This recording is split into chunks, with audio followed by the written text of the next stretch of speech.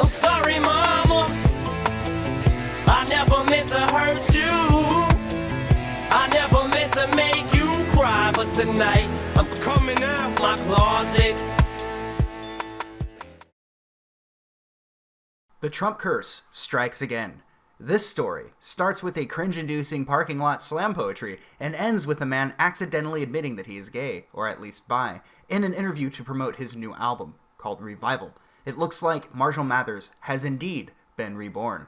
Eminem has ran into several issues while promoting his new album, including appearing desperate for attention and desperate to remain relevant more than 10 years after his career had peaked.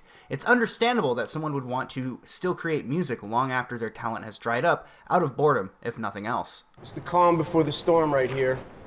Black boy, we ain't gonna lie to you. Black boy, we don't like the sight of you. Pull up on the side of you, window roll down profile, then we wonder why we see the side of you. Celebritard cockroaches have come forward to virtue signal in droves following the election of Donald Trump as President of the United States. Most of these people who have been so vocal against President Trump have ended up making fools out of themselves while trying to appear like experts on political science and current events. Michael Moore had an unsuccessful Broadway show where he sat down with other overappreciated wash-ups like BJ from Green Day and complained on stage about Trump. Kathy Griffin was the most talked about in her entire career, which honestly isn't saying much, following a TMZ photo shoot. Colin Kaepernick kneeled before Trump during the national anthem, and this set in motion a series of events leading to the NFL having their television ratings plummet and their ticket sales dwindle. Kaepernick would not be signed onto a team this year, and this would lead to Sean Combs, whatever actual name he's going by these days, wanting to buy a football team just to employ him. Modern-day Rosa Parks. No, I will not stand for anything. I'm Colin Kaepernick. There are so many of these never-Trumpers that have made complete fools out of themselves over this past year, especially if you consider the Me Too campaign. This would lead to many promoted projects flopping spectacularly, and it would be time-consuming, to say the least, for this video to attempt to document all of them. However, such a list could be a good premise for a future video, as the legend of the Trump curse appears to have some element of truth to it. This all started a few months ago as Marshall Mathers appeared in a pre-recorded segment for the BET Awards. Femme arrives in a parking garage where Craigslist actors were paid to stand in front of parked cars with the headlights turned on, as this fading rapper, in a desperate attempt to remain relevant, recites a slam poetry that he likely wrote earlier that day. It was heralded as brilliant from those who appreciate any anti-Trump propaganda that they can get their hands on, citing its millions of views that it had accumulated as proof that Slim Shekel brought the fire. Well, at least enough fire to heat up his coffee pot. That's an awfully hot coffee pot. Should I drop it on Donald Trump? Probably not, but that's all I got till I come up with a solid. She gets a I'ma stop. I have said this before, but I will say it again. What Eminem performed in that parking garage was not freestyle rap. Freestyle rap is fluid and constant, and it does not stop in the middle of a flow to attempt what the rapper was thinking on their ride over. People like Idea were actual freestyle rappers.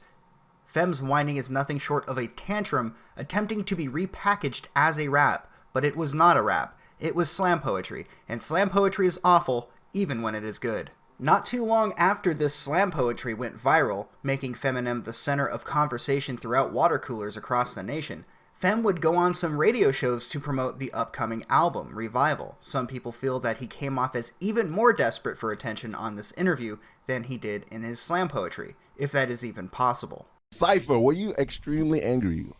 I was and am still extremely angry. Yes. And I can't stand that motherfucker. I feel like he's not paying attention to me. Okay. I was kind of waiting for him to say something. Like his Twitter fingers, yeah. Yeah, and for some reason, he didn't say anything. Wait, how was I gonna start this off? I forgot. Oh yeah. I'm a bitch, I'm a lover, I'm a child, I'm a mother, I'm a sinner, I'm a saint. I do not feel ashamed. If this wasn't bad enough for Little Slim Shady, somebody leaked a copy of his upcoming album, Revival, ahead of release date, which would drastically affect sales. Too bad people would see how terrible this new music was, or whatever you want to call it, before they would have to buy it in order to find out. This provoked Eminem to release the album early, which is now available everywhere. Following the leak and subsequent release of Revival, Fem would host what he called a fireside chat, having people call in to ask questions live. I had hoped that the internet was going to give him the Shia LaBeouf treatment, but there was likely a lot of vetting in regards to getting to ask a question. There seemed to be little, if anything, of note that happened during this live Q&A. For a minute, I thought that it was all over, that nothing could top the embarrassment that Eminem had brought upon himself already, but I gave him too much credit. It seems that he had not had enough of making a fool out of himself, which is good, because neither have I. In an interview with Vulture, Fem talked about his moral crusade, his desire to overcome his rage and win the Donkey Kong world record. He's halfway there, by the way. And how he would like to meet potential lovers. Fem goes to strip clubs, uses apps like Tinder and Grindr. Wait. Grindr? Yeah, isn't that... Huh. So, Marshall Mathers unintentionally revealed that he is at least bi, if not full-blown gay. Perhaps he was never even in the closet to begin with.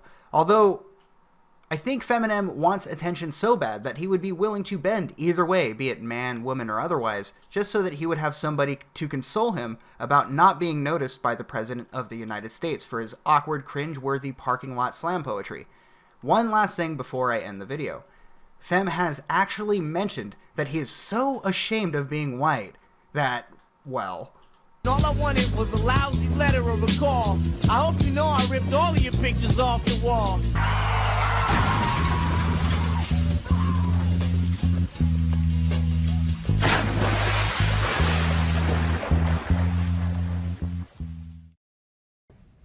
I mean, I'm gay. I like men.